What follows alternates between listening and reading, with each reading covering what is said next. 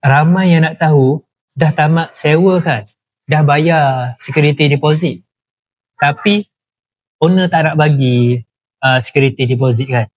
So apakah penyebab owner korang tak bagi security deposit? Yang pertama, mungkin rumah yang korang duduk tu hancur guys.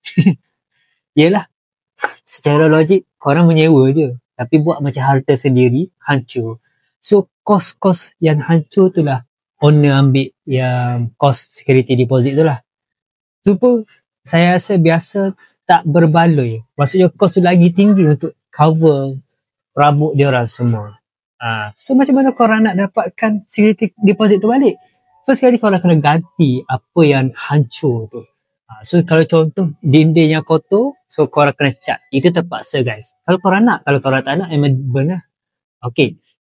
Nak tips yang kedua lagi, yang seterusnya, komen part 2.